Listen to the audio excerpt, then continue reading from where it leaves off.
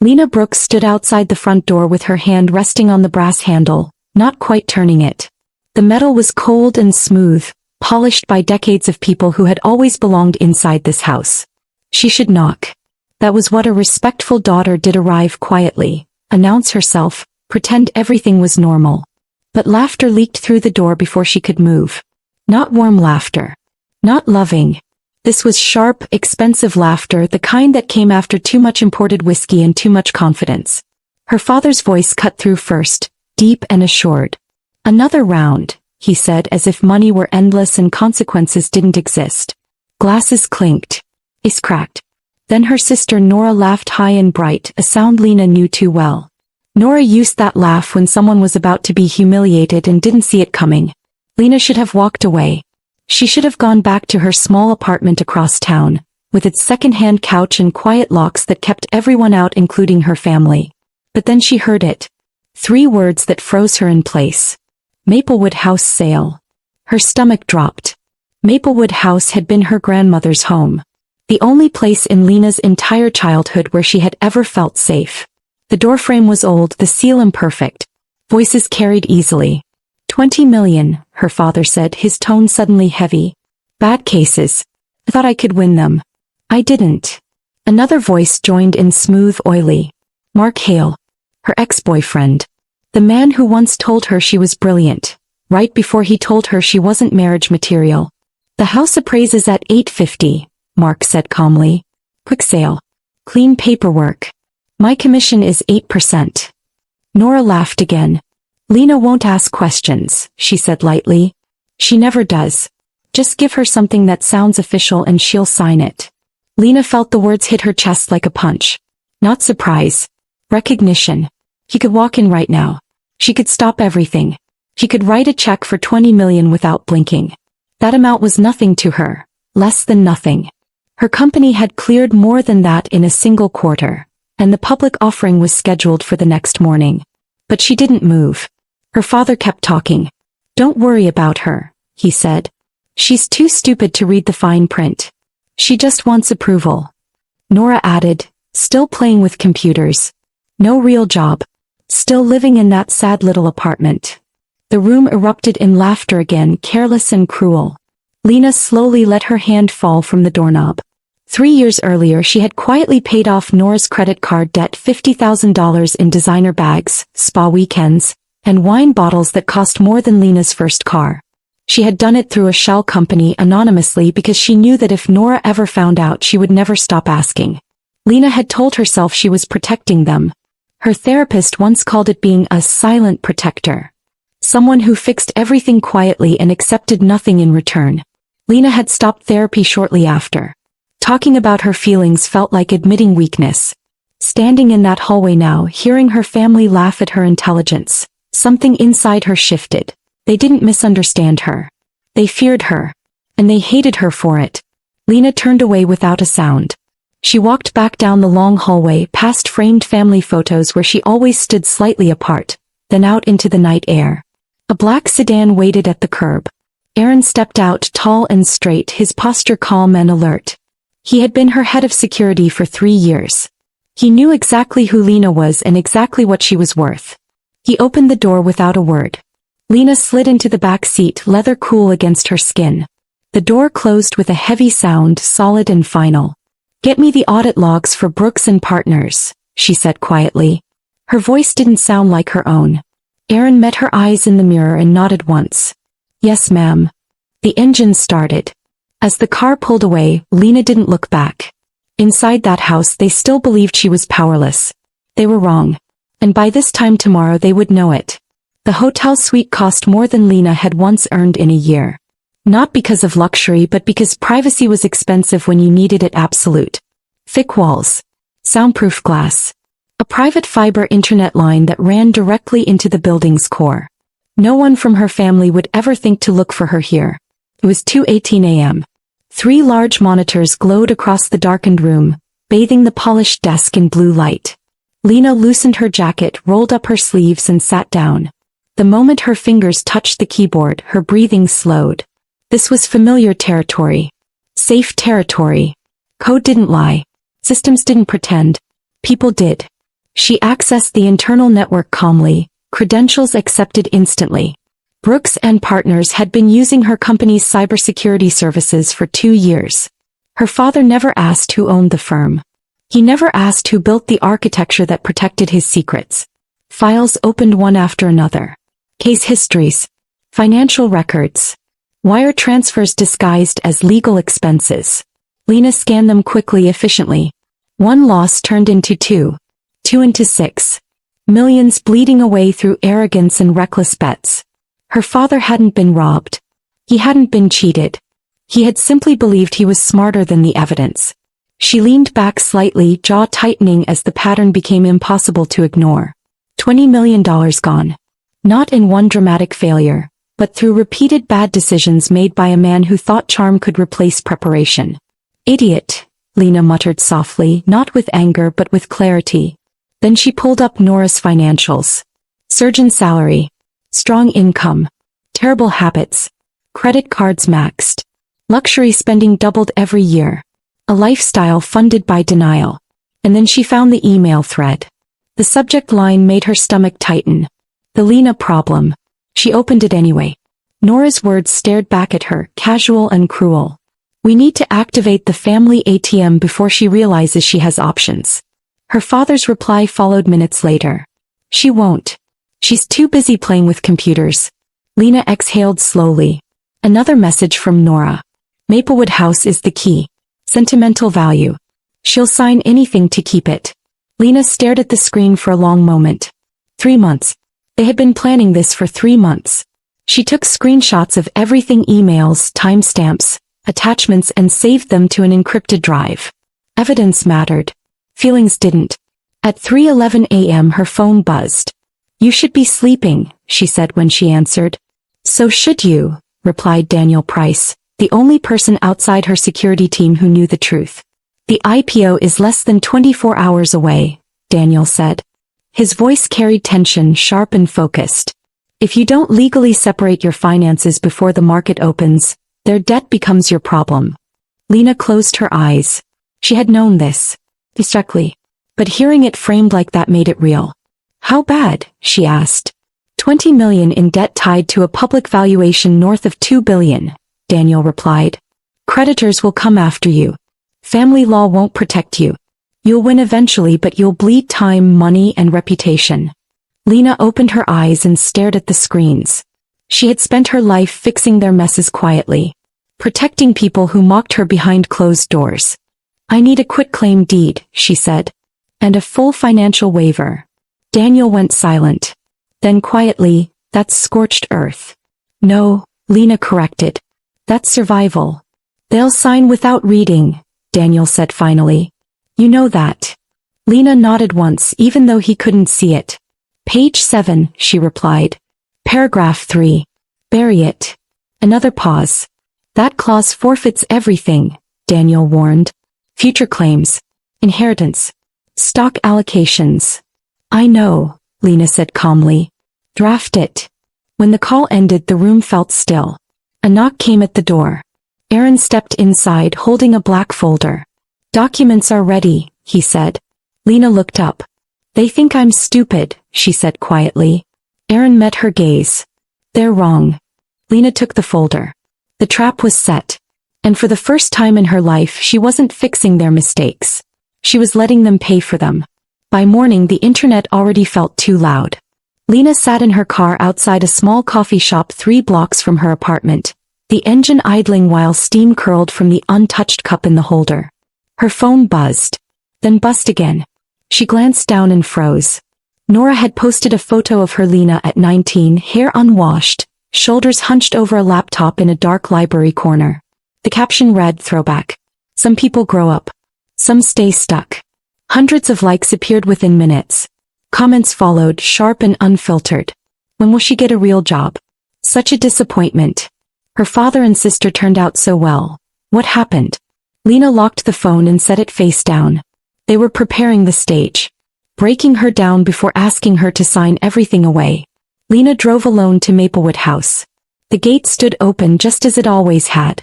Gravel crunched under her tires as she pulled into the familiar driveway beneath the old oak tree her grandmother had planted decades ago. The house looked tired but honest. Peeling paint. Crooked shutters. Solid bones. The kind of place built to last, not impress. She unlocked the door with the key she'd carried for 8 years, the one her grandmother had pressed into her palm shortly before she died. "This is yours," she had said softly. "Not theirs." Inside, the air smelled like dust and lavender. Lena ran her hand along the banister, grounding herself. This house wasn't an asset. It was proof that someone had once loved her without conditions. The needlepoint still hung in the hallway. A woman must have money and a room of her own. Lena smiled faintly. Her grandmother had stitched it after becoming financially independent for the first time in her life. The message felt sharper now.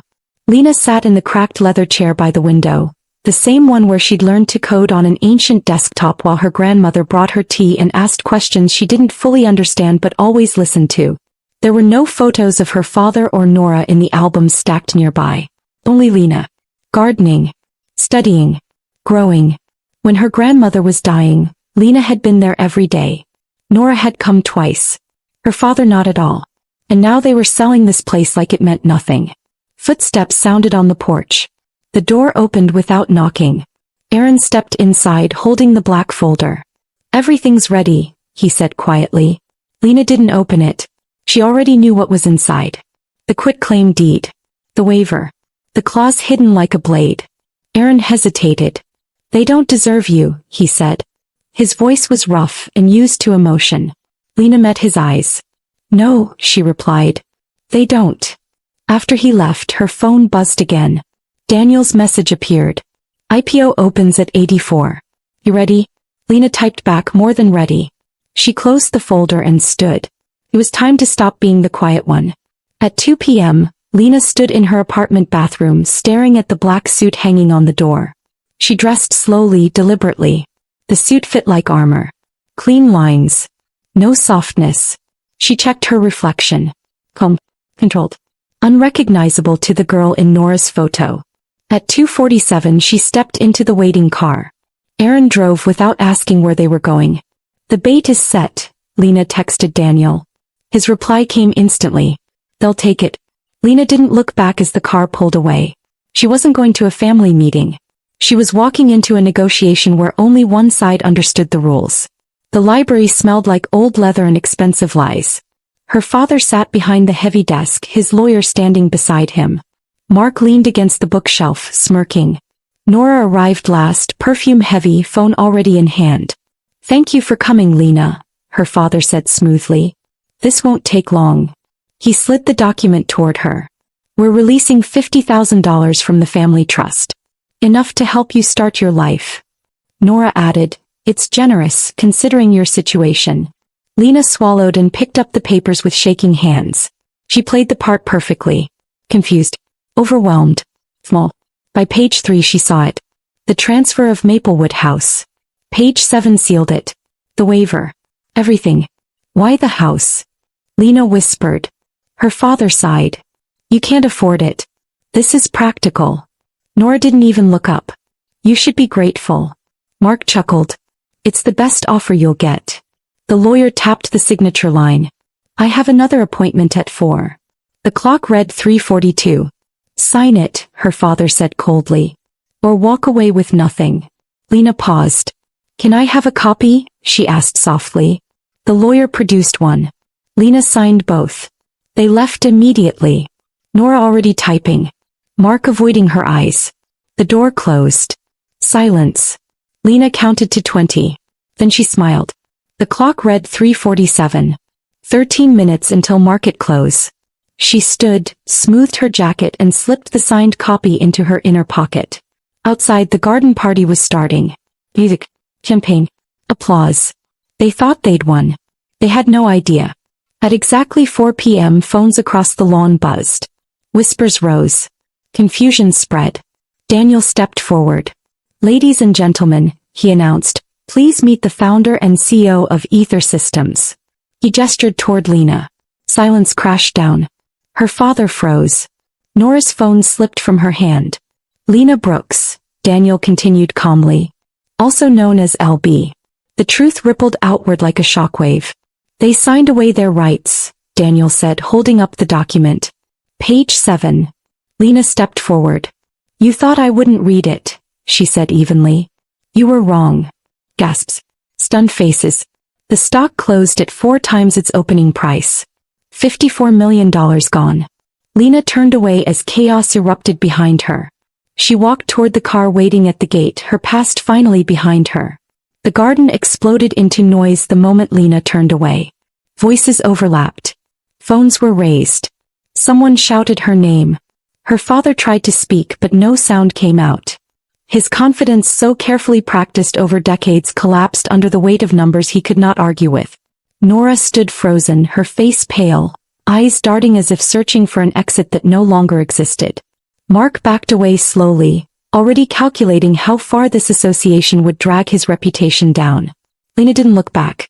She walked toward the waiting car as if the ground beneath her had finally stopped shifting. Inside the car, Aaron closed the door with a firm final sound. You okay? He asked quietly as they pulled away. Lena exhaled for what felt like the first time all day. I am now, she said. Her phone buzzed nonstop, unknown numbers, media alerts, emails flooding in faster than she could read them. She ignored all of it. The past was loud, but it no longer had access to her. Ahead of her was silence, clarity, and control. 3 days later, Lena sat in the back seat of the same car, the morning sun reflecting off the city's glass towers. A folded newspaper rested beside her. She didn't need to open it. The headline had already burned itself into her mind. Mysterious tech CEO revealed ahead of record IPO. Analysts estimated her net worth just under $3 billion. Conservative numbers, Daniel had said. Her phone chimed again, this time an email from Willow Holdings. Property transfer complete. Maplewood House was officially hers.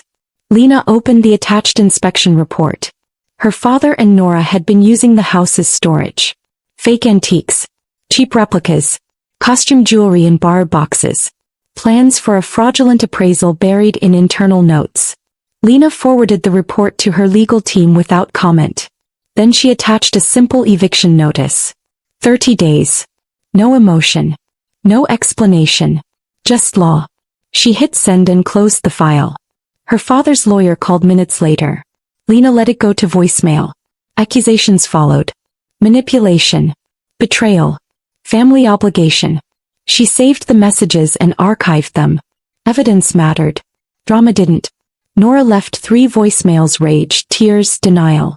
Lena deleted them without listening past the first few seconds. Mark sent a single text. Can we talk? She blocked the number and moved on. At 8:45 a.m., the car pulled up to Ether Systems headquarters. Glass and steel rose into the morning sky, clean and deliberate. Inside, employees had gathered in the lobby. Someone started clapping. Then another. Soon the entire room filled with applause. Lena stepped out of the car and into a space that felt earned. Not inherited. Chosen. Daniel joined her at the entrance. Ready? He asked. Lena looked around at the faces watching her: engineers, analysts, security experts, people who believed in her vision long before the world did. I've been ready my whole life, she said.